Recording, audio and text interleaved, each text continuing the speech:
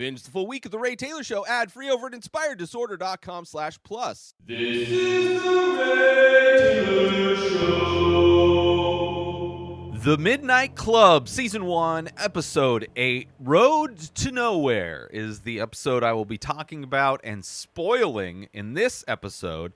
So if you have not watched Episode 8 of The Midnight Club, I would highly recommend checking it out on Netflix. If you already have, or if you don't mind being spoiled, then welcome, and let's get into this episode. As we left off in the previous episode, Ilonka being kind of scared by the old lady appeared in her bedroom. She ran into the bathroom. An old man appeared in the mirror of the medicine cabinet, and she passed out.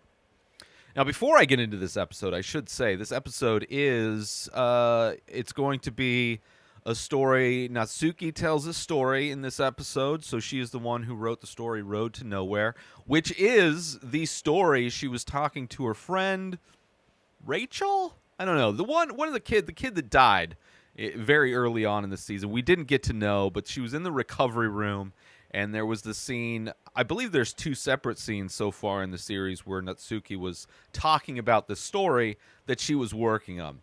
And that is the story that she tells in this episode. So we're getting to know more about Natsuki, also with her relationship with Amesh is part of this episode. We have Ilonka, of course, still trying to, since hearing the news that somebody is potentially cured, she is back on the horse, as it were. Her confirmation bias is strong again. Her assumptions that this ritual is doing its job.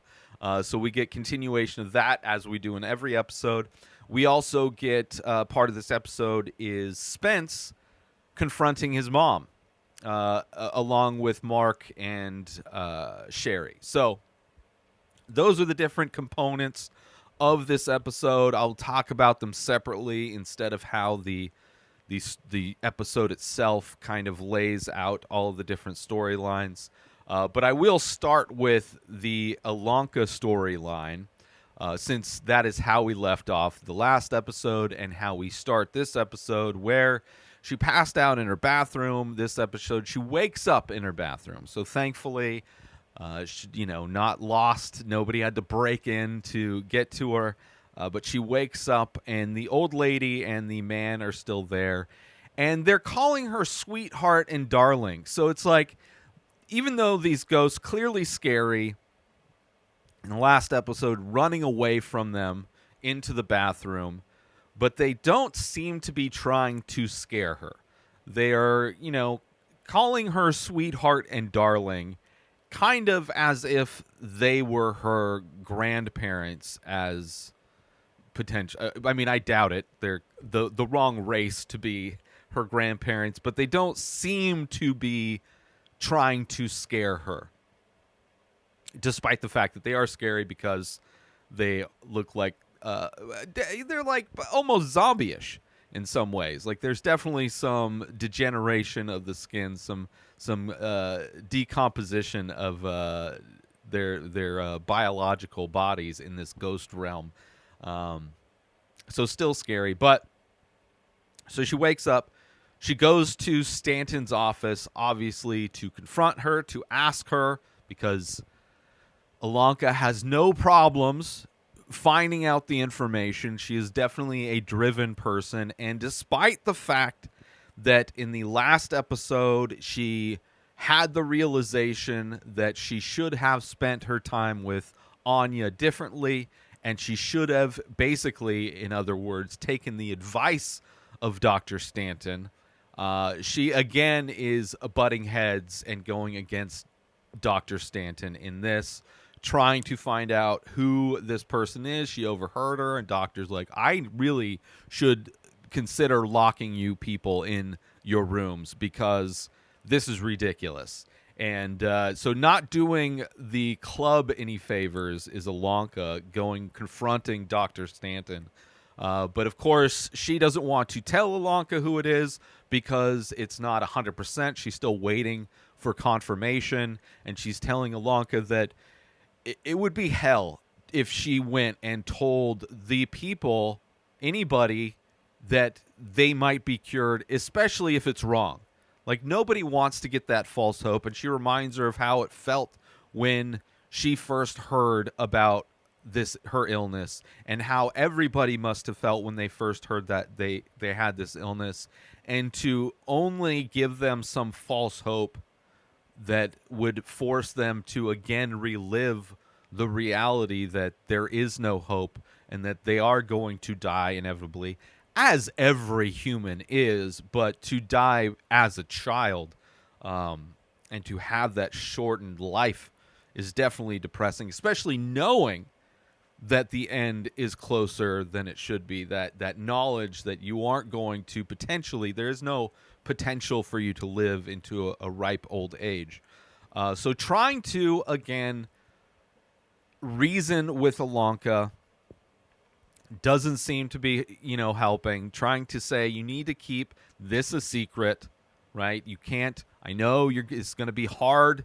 The hardest thing you've ever had to do. It's very hard to be sitting across from somebody and you know some information and not being able to tell it, especially since they go to group, they do the story thing. There's a lot of situations where, these people have no real family in a lot of cases, or are not close with their family, and their fellow house guests in this place in Brightcliff are the only family in a lot of cases they have.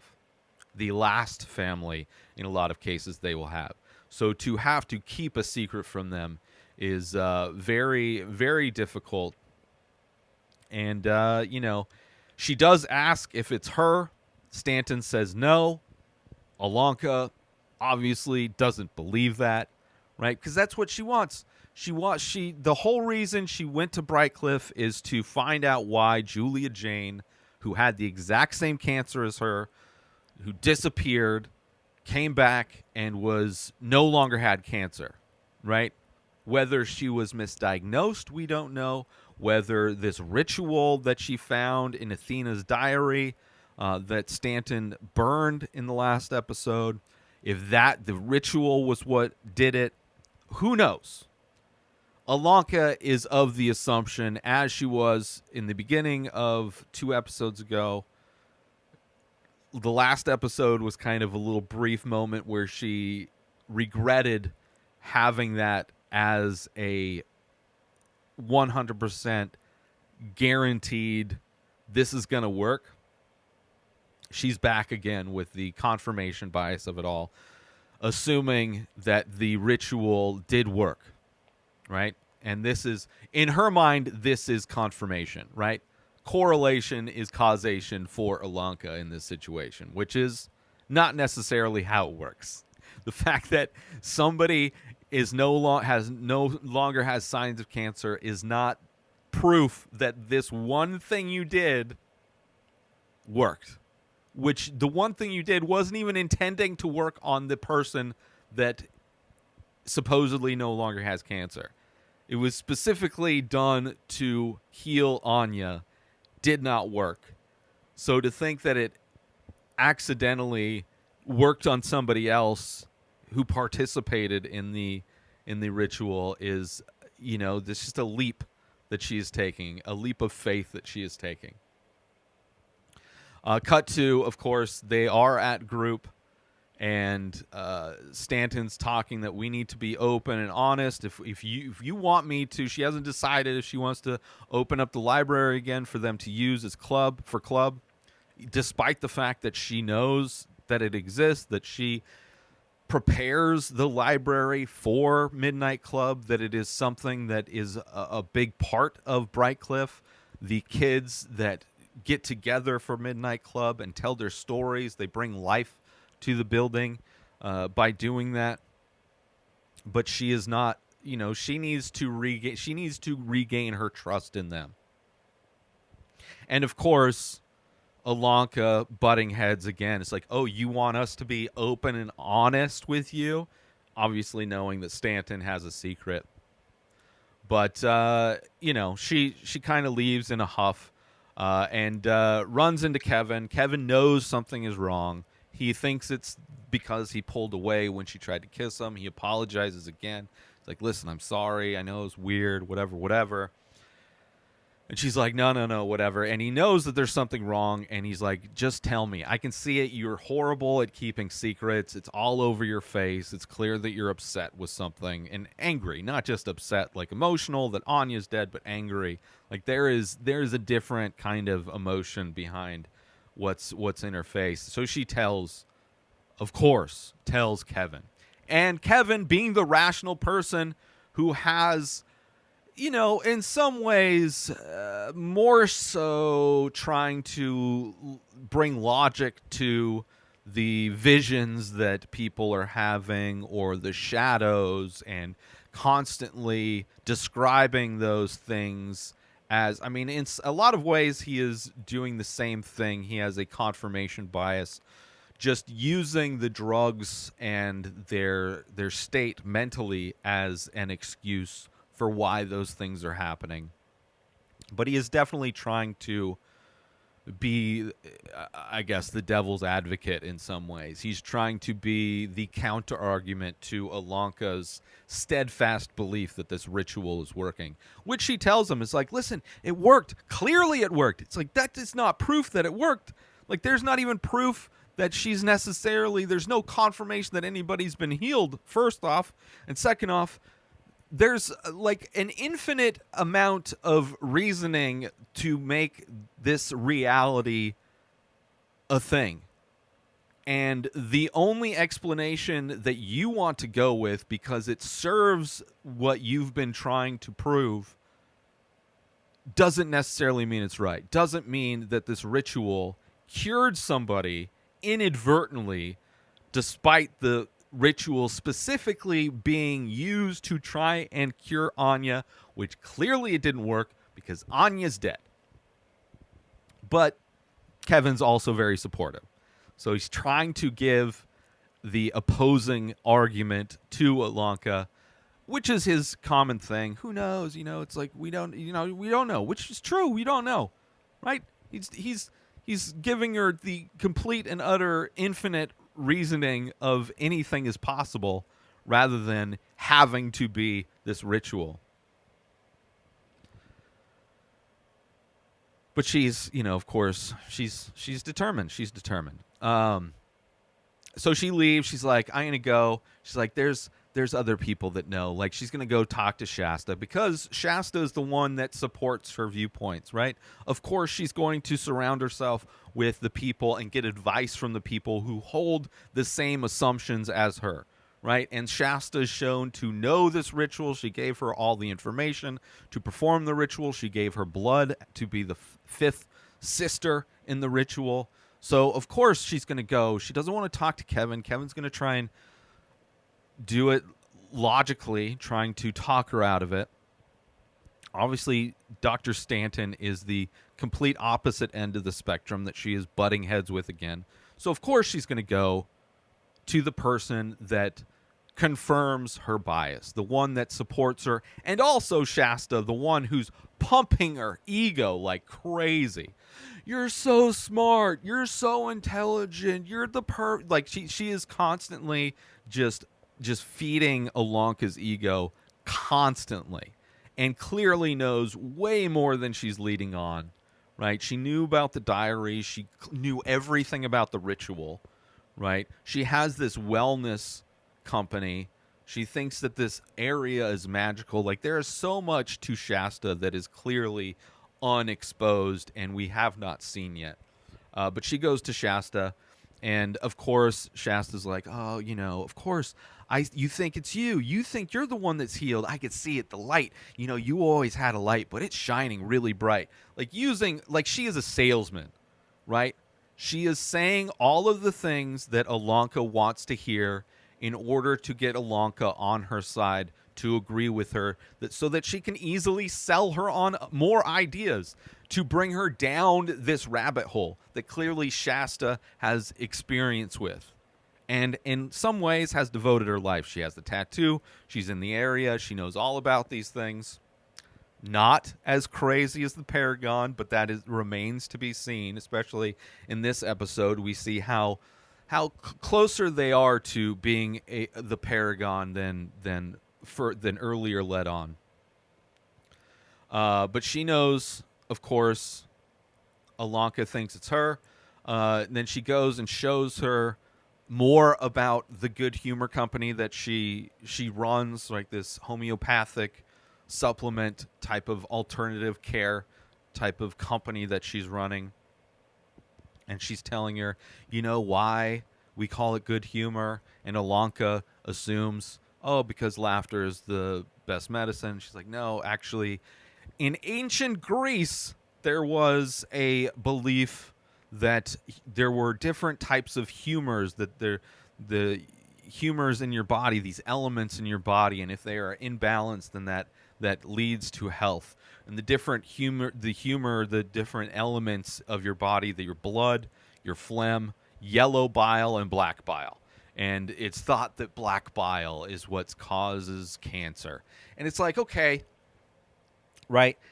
Not to say that the way people thought of and would believe in science isn't wrong, or it just is wrong because it's old.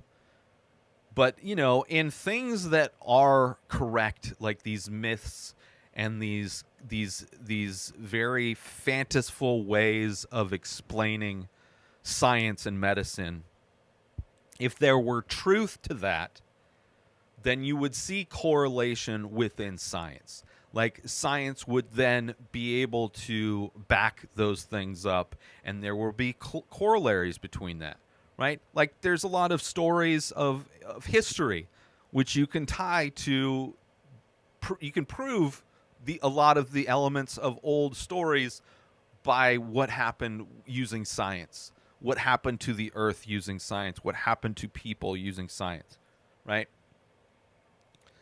But just to believe something because it's old doesn't mean it's right, right? Just believing a story because it fits your narrative doesn't mean it's right. But that's kind of what the good humor is. It's the good elements of your body.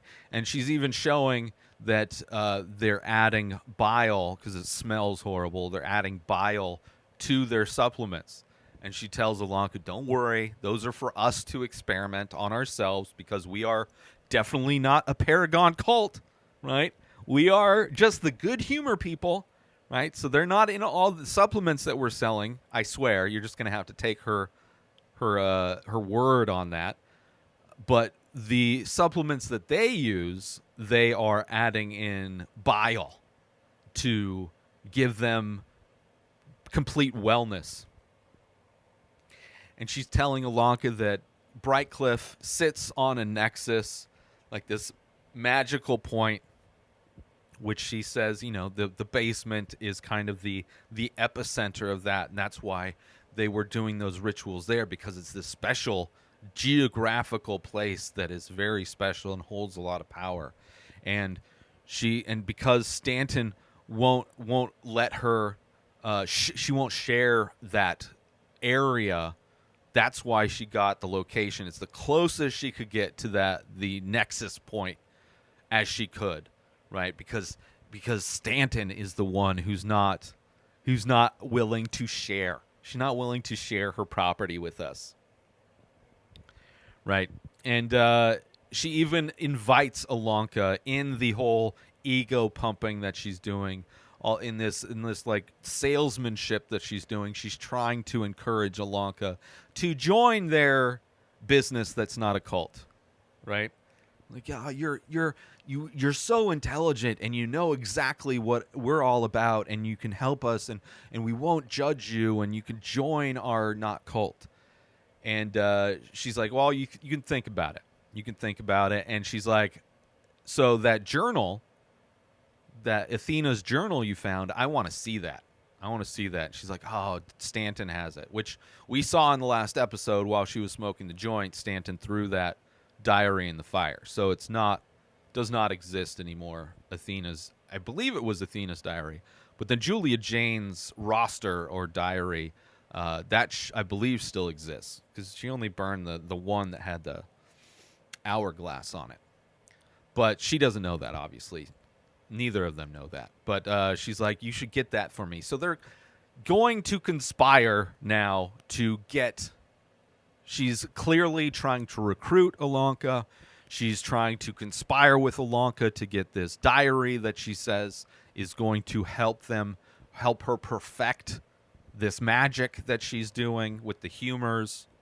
And she's like, of course. And she's on the same side. She's validating all of Ilonka's assumptions. She's validating the confirmation bias that Ilonka has, that the assumption that the ritual she did it. She balanced the humors for somebody. It worked. See, that's proof, right? That's proof something happened. So you can just tie it to that. Why not tie it? Because that's how conspiracy theories work. And now they're conspiring to get that book back that doesn't exist, that's been burnt up, or maybe it'll magically appear, right? We'll see to the extent magic exists in this reality, but. So anyway, so they're conspiring. Let's take a little break from the show to promote. I figured out a way on my website to offer prints for every single painting. So if you go to a painting, you can buy the original painting or you can buy a print for everything. Artwork that you don't want to spend $100 plus on, 9 by 12 inch ink painting on paper, $100 for the original one-of-a-kind piece of artwork. Paintings range in price depending on their size. The 8 by 10 print, $20. Available in the store at inspireddisorder.com. And now let's get back to the show. And then later on, Stanton gets a phone call confirming that a girl no longer shows signs of the cancer. So we don't know who it is still, but it is a girl, right? So it could be Ilonka, it could be Sherry, it could be Sandra. Obviously, it's not Anya. That would be horrible if it was like the reports came back. Turned out Anya didn't have cancer. She died because this other infection, and then you just made it worse by taking. That would be horrible. Obvious spoilers, that's not what happens. But it is clear that it is one of the girls, one of the women that are in Bright Cliff are the ones that are clear. So she's going to be sent over her file so she can check it out. But she gets that call confirming. So we don't find out in this episode. So assuming next episode we find out. But that's pretty much what happens. There is a little bit more after the story that happens with Ilonka. But that's most of Ilonka's story in this episode. When it comes to Spence, we see him getting a haircut from Sherry. And, again... talking about, that she offered to give him a haircut that she used to give haircuts to the boys at boarding school, and how it's just one of the many stories that she tells that he's not sure if it's real, if it's true, right? And she could have just made that up because she felt like cutting his hair, and that was how she would convince him to do it. She's like, listen, if you don't know when I'm telling the truth and you're not paying attention. I think it's pretty, aside from everybody saying that she lies about everything, it really feels like she is a genuine person. She clearly loves all of the people there. And despite not necessarily participating directly, she is always kind of just outside. She hasn't told any stories yet at Midnight Club. She wasn't participating in folding the paper cranes. But she offers the ambience. She got Amish, the PlayStation, before it got released. She got Ilonka, the wig, by a world-class wig maker. Like, she clearly has connections. She clearly loves these people that she's at Brightcliff with. And because her stories sound crazy, only really serves to confirm the fact that that's why her parents don't show up. That's why she just gets these gifts. That she does have parents that are clearly more interested in their major careers than they are of her daughter. And that's one of the things they talk about, Spence and her, where Spence is like giving her props. He's like asking her first off about the sacrifice she made at the ritual, those love letters between her and this girl. And he's like, is that true? Were you really into her? It's like, oh, so you're gay like me. And what was it like coming out. He's trying to get to know more. And of course, she's like, oh, my parents didn't, they didn't care. And he's like, oh, that's brave. That's brave.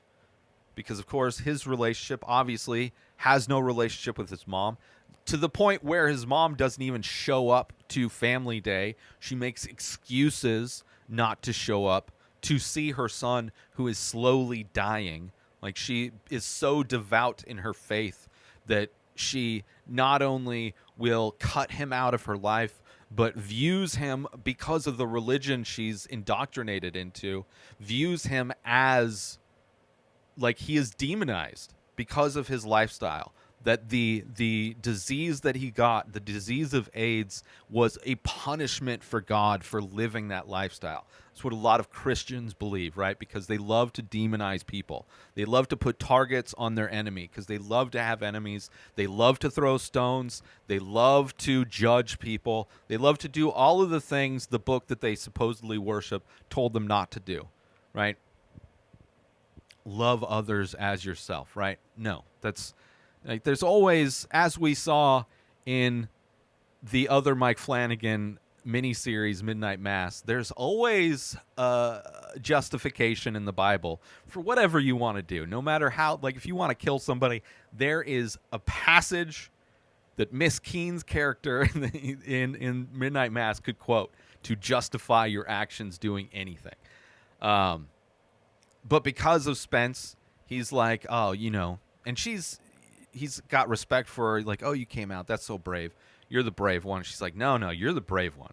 I could have told my parents I was addicted to heroin, and they wouldn't care. Like, when I told them, I don't even know if they heard me, right? That she barely exists in the world of her parents as it is. Like, they could care less what she was into or what was happening to her.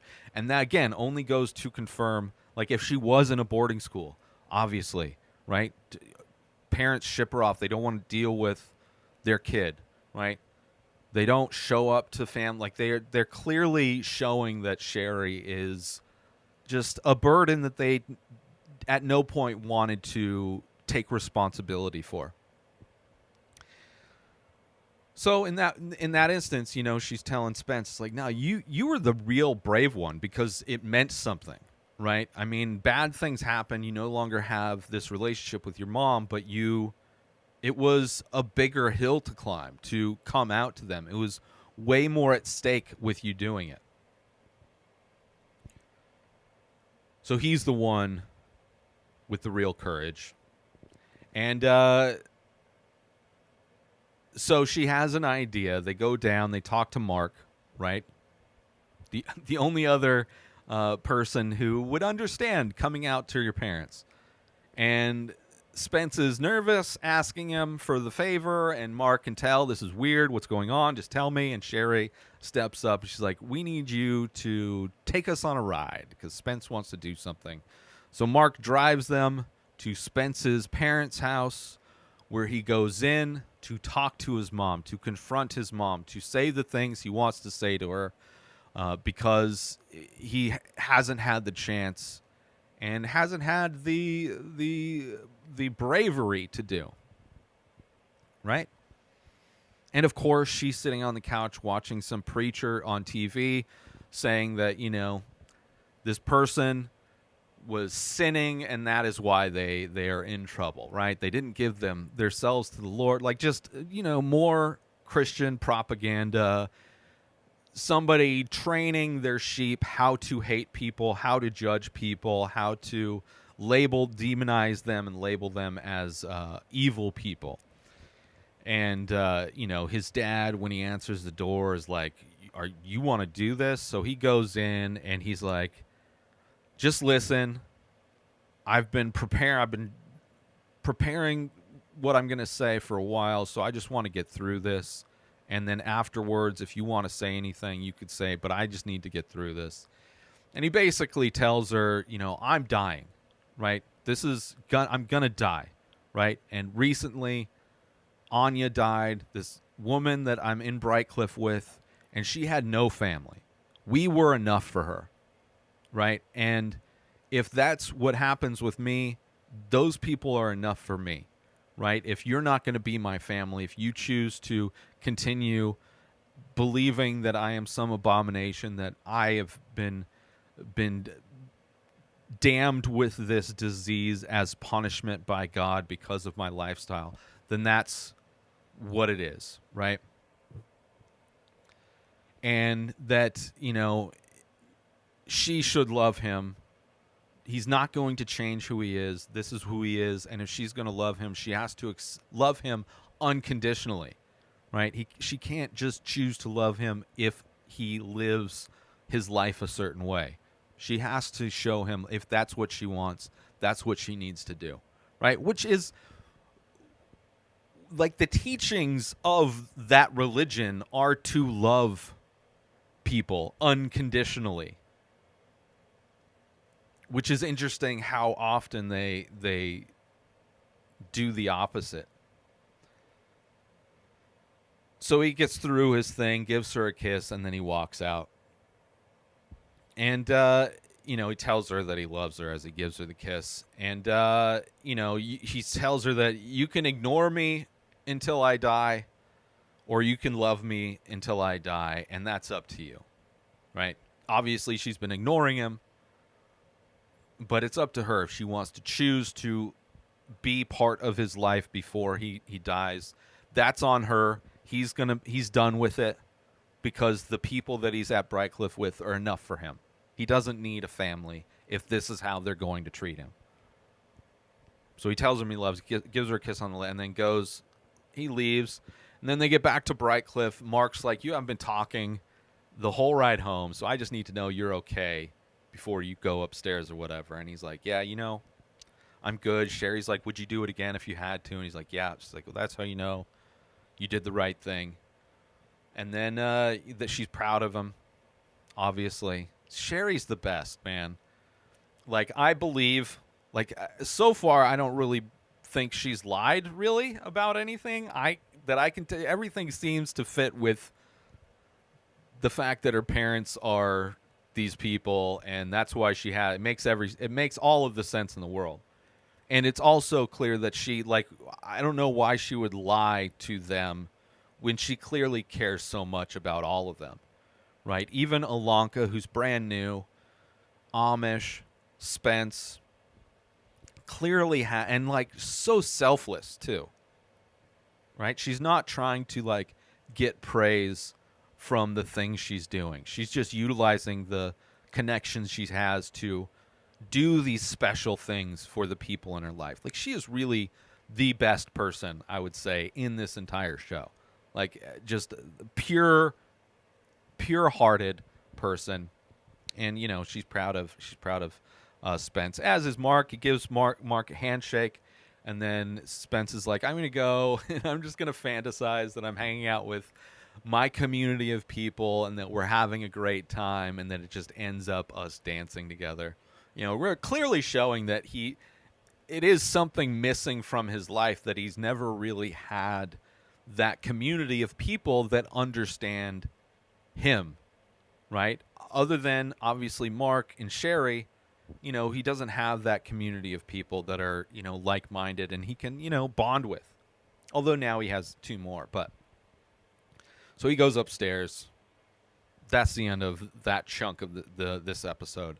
Let's take a little break from the show to promote the benefits of Inspired Disorder Plus. So you go inspireddisorder.com/plus. Sign up, $5 a month. You get to binge the full week of The Ray Taylor Show ad-free. You get to watch all of the live painting videos I do. You get a special members-only discount and deals for all of the artwork and merch that I sell. You also get the complete podcast back catalog of every podcast I've ever produced, hundreds of episodes, countless different podcasts. You also get access to my personal blog. A new blog comes out every week. In addition to that, you get my creative writing that I'm releasing. You also get access to Asking Me Anything. 14 years of experience podcasting. I've been creating art my entire life. I've been using Photoshop since middle school, and you can contact me to ask me questions about that or anything else. So those are the benefits for signing up for Inspired Disorder Plus. And now let's get back to the show. And now we have Amesh and Natsuki, which I realize I'm saying it wrong. All of the characters call her Natsuki. The way it's spelled, it's Natsuki. I don't know if that's just the nickname, the way they call her, but I'm not gonna change. I'm gonna acknowledge that I'm saying it differently than everybody says it in the show. They call her Natsuki. I'm calling her Natsuki. And anyway, Amesh and her, Amesh goes into Mark's office to get a checkup, to get a bag of vitamins. They joke about, oh, like, is the sangria ready? And he's like, we actually had to change that because the fruit gets caught in the line. She's like, oh, well, I'll just take a rosé. But he's getting an IV bag of vitamins because he wants to go on a walk with Natsuki, who he has clearly started a thing with. And while going to sit on the table to get this IV, he stumbles. And playing it off, continuing to joke, it's like, oh, I'm getting into physical humor. And Mark's like, it doesn't do me any good.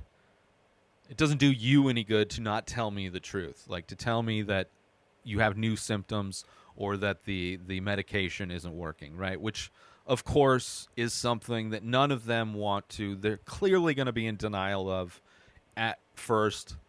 Spence getting these growths on his arm. We saw in a previous episode how his medication isn't quite working yet. But Mark giving him hope. Like, listen, it's potentially, like, it's not over yet. Like, it's not over till it's over, right? You got to keep going until the very end. Because you never know what can happen, right? Miracles do happen. But you can't, unlike what Ilonka's trying to do, maybe we'll see what this show ends up being, but you can't, manifest a miracle, right? But miracles do have. Crazy things happen in reality, and you need to be around to allow those crazy things to happen.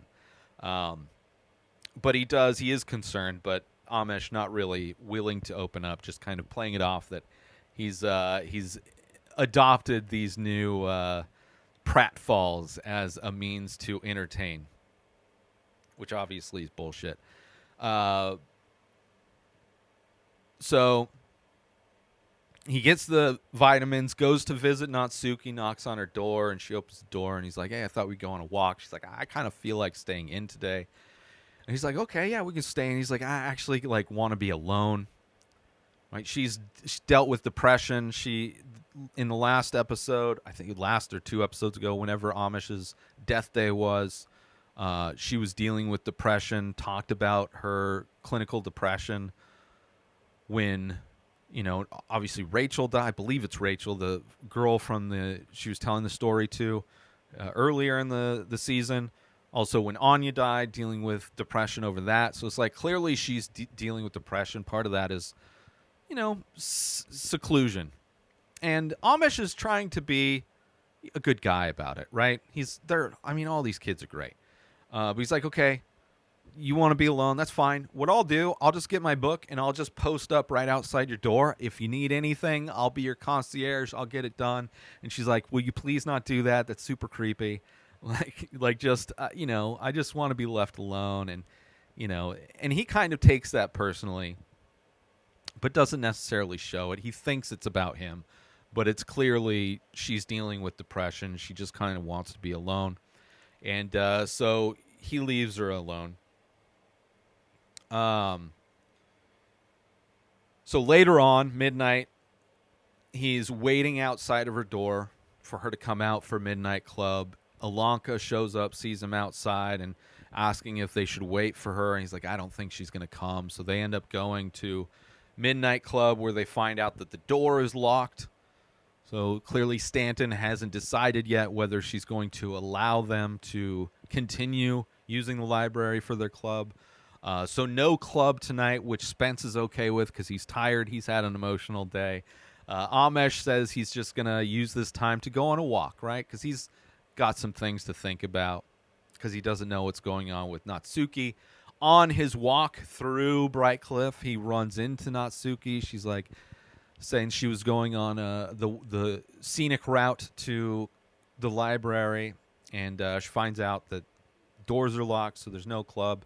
And Amesh is like, listen, I know if the best thing to do if you're not happy, like you can dump me. And it's like, I understand we don't have much time left, so it's like it makes sense to do it. And she's like, no, it's not you. So clearly he was taking it personally that like she didn't want to be around him because she didn't want to be with him, but she's telling him that that's not it. That is, she's been having a hard time dealing with Anya, having depression, and she was actually hoping to tell the story that she's been working on during club because it's something she wants to let him in. And she's like, well, you want me, can I tell you the story I was going to tell tonight? So they end up going back to her bedroom, fireplace going in her bedroom, right? And she apologizes for hiding and that she wants to let him in, right? She wants to let him into more of what's going on with her and her life and just about her and why things are, why she is just, I mean, as we find out with all of the stories that these kids tell, that it illuminates aspects of their life, things that they don't necessarily want to talk about. We found out a lot about Anya in her story, a lot of things that were true about ballet, throwing her life away, losing the best friend, all of those things. We find out about the types of pressure that his mom puts on Kevin, trying to fulfill these goals and to make their family name good again. Right? We get these aspects of these different people in these kids telling aspects of themselves through the stories that they tell. And that's why she wanted to tell him this story, to let him in. So he holds her hand and he tells her, I'm listening. And there's no toast, so I'll just do the toast because, as it is tradition, this is only the second episode where nobody is saying a toast, but she is going to be telling a story. And since they didn't do it, I will take it upon myself to do the toast. To those before and to those after, to us now and to those beyond, seen or unseen, here but not here. So this story is Road to Nowhere. The lead character is Teresa, and this is the story she was talking about to her friend through the intercom of the recovery room. So Teresa, she's a tough girl, but she's complicated, right? She's hard to get to know, as is Natsuki. But it was a tough night for her, and she just had to get away. She needed to get away, and she takes she gets in the car, and we see the keychain that she sacrificed during Anya's ritual, right? The thing she put in from the car, the car thing that happened that she almost didn't survive. This is a story clearly that's going to illuminate that a bit more, give context to that. But she gets in the car. She's got that big keychain of all those knickknacks on it, and she drives. Which, in my past, driving was a thing. I had was in a relationship, and I deal with depression a lot. And my girlfriend at the time would, when she saw that, she would take me on drives, and they were usually at night, and we would just drive. And the way this looks in the show, dark road, foggy, there were definitely nights where my girlfriend's driving, I'm in the passenger seat, and I'm just dead, depressed, staring out the window, looking at the foggy. I mean, I was in San Diego. This is like she's driving through some kind of forest. Looks like Pacific Northwest, but right. So I relate to this. I also obviously relate to Natsuki in a lot of ways, dealing with severe depression. And I don't have the kind of medical care that she's receiving, but I still, relate to a lot of it and this story specifically. So she gets in, she's driving down dark, foggy road. She's got a tank of gas. She turns on the music loud, and she's just driving. She sees a guy in the middle of the street. She has to slam on the brakes not to hit him. And this dude, older dude, standing with a guitar, asking for a ride. Knock on her window. There's a woman there who also has a guitar. She's asking for a ride. You mind us giving us a ride? Asking kind of what direction she's going in. She's like, I don't really, whatever. They have a gig. It's like, could we ride? She's like, fuck it, get in. Right? So they introduce themselves. The guy's name is Freedom Jack, and the woman's name is Poppycorn, which I believe are the same names that she used when she was telling her friend through the intercom. And they're in a rock band. They are a rock band. And Poppycorn asks if she can smoke. But don't worry, it's not a cigarette. She lights up a joint. And as they drive, they see a person in the road walking same direction, opposite side of the road, but same direction, walking down the street with a hoodie on, hood over their head. And Teresa is like, I don't want to stop. We're not going to stop. Obviously, they're like, oh, you want to stop? You want to help them? It's like, I don't think she wants a ride. She's not putting out her thumb. I don't know if she's trying to hitch a ride. So they drive. She drives past her, this person, without stopping. And as she drives past this person, she looks, and it looks like her wearing a hoodie, walking down the street. And then as they go, he turns the radio on again. And she's, Poppycorn's like, listen, that's your radio. Why are you turning on this person's radio? It's not your car. And, she's trying to, you kind of realize that these people in her car, in Teresa's car, are almost angels on her shoulders, right? The dude is trying to take advantage, trying to control the situation where Poppycorn in the back is on Teresa's side, trying to stand up for Teresa, right? Because this dude just turning on a radio is like, listen, that's her car. What are you doing? And he apologizes. Also mentions that there's only a quarter tank of gas, so already went through a quarter tank. It was at half a tank, now it's a quarter tank. And they're like, we should stop and get gas. And he's like, no, we should just keep going. There's going to be plenty of gas stations, but they decide to stop off. There's a gas station. And it's kind of dark inside. The open sign's on, but he's like, I'll go in. I'll check it out. Why don't you keep the car running? Right? It's cold out here. Keep it going. I'll go in and check it out. So he goes in, and then Poppycorn's asking a lot of questions. It's like, oh, why are you picking people up? It's kind of creepy. Why are you doing that? So tell me about you. What are your plans for the future? What are you all about? And of course, Teresa not really wanting to answer all of these questions. And then this random guy shows up, right? Random guy scares him, and he's mumbling, no one else, no cars, right? As he's walking, and then Poppycorn's like, yeah, rest stops like this, all the crazies come out. You just never know who's walking around, what kind of things can happen at these rest stops.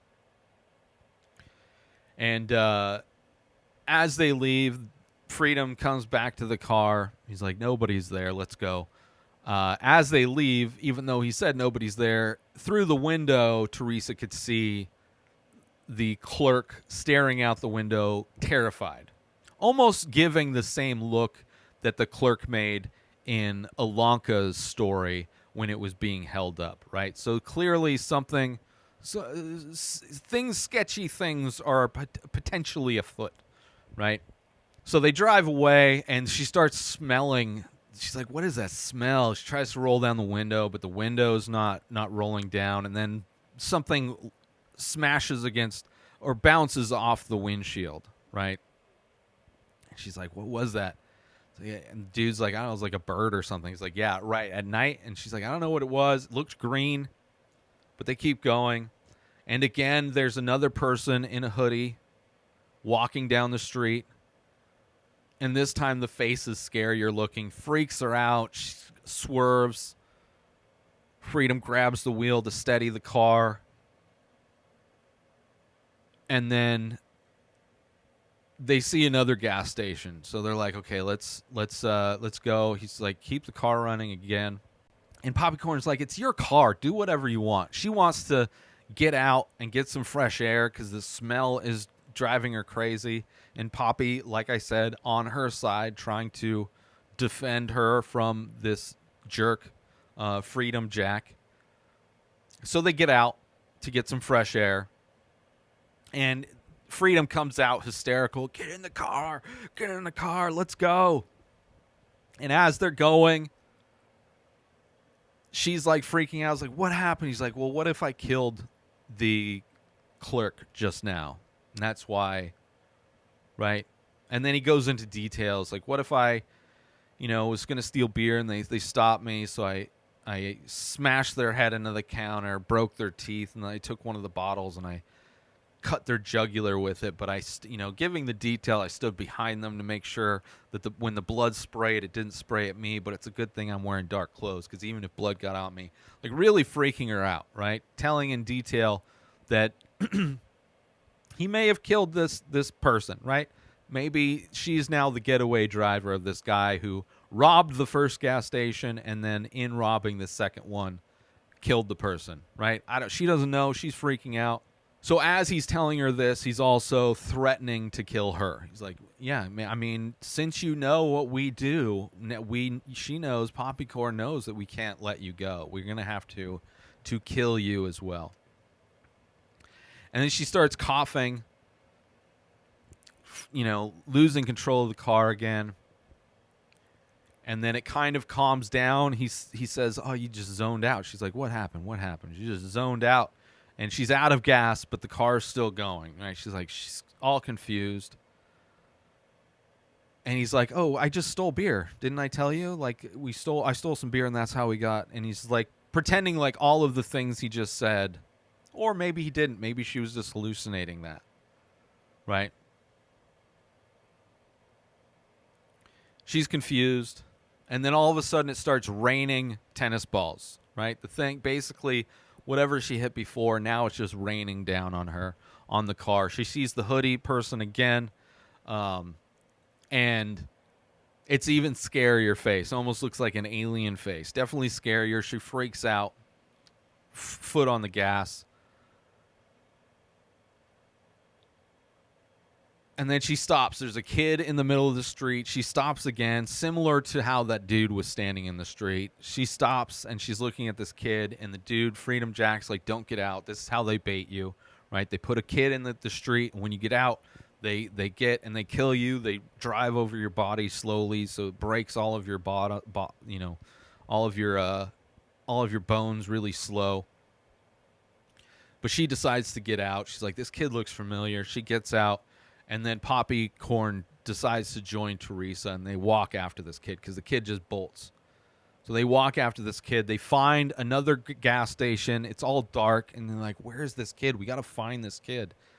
And she looks. She's probably in the garage.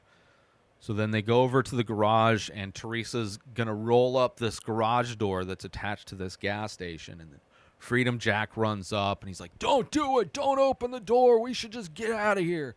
And she opens the garage, and it's a car sitting in this garage full of smoke. Right? Garage looks like the garage that Teresa was in when she left to go on this drive. And she walks up to the side of the car. She looks in the car, and it's a hooded person in the car, and it's her in this car. And Poppycorn tells her, you never left the garage. That's you. You're dying. Right? This is you. This is all happening in your head. You went in that car. You turned the car on, filling the garage with exhaust to kill yourself. And she finds out that they were parts of her brain, the two angels on her shoulder, where Poppycorn's the part of her is trying to convince herself, defending herself, trying to convince her to live, while the Freedom Jack part of her brain was trying to convince her to kill herself, trying to convince her to keep the car running. Don't stop the car. Don't get fresh air. Right? And those are two parts of her brain. And then they morph into Teresa. So now it's Teresa talking. And throughout this, Freedom Jack has told her it's going to hurt. It's going to hurt. He said that multiple times throughout this drive. And again, he says it. And Poppycorn, or the positive, the good angel of Teresa, is like, he's right, though. It is going to hurt. She's like, what's going to hurt? Living. It's going to hurt. Living sucks. Living hurts. It's going to hurt to live. Life is fucking hard. Okay? And she wakes up in the car. Right? She's trying to convince, she's like, life is fucking hard, but I'm always going to be there for you. I'm going to always be there to defend you against this part of yourself that's trying to kill you. Right? This depression side of, this suicidal part of your brain. And then she wakes up as herself in the car, and she turns the car off, opens the door, falls out of the car, and then struggles to crawl towards the garage door opener, which, while I was thinking this, I was like, if there's a garage door opener, there would have been a clicker in the car itself, so she could have just stayed in the car and opened the garage. In general, usually if you got one of those, if your car is parked in the garage, you probably have a garage opener. So I'm just a little hole. If I was Spence in this moment and she was telling this at Midnight Club, I'd be like, well, why wouldn't there be the clicker in the car? If you're parking in the garage and you have a remote garage door opener, you would have a clicker. Because when you leave the garage, you got to close the garage door.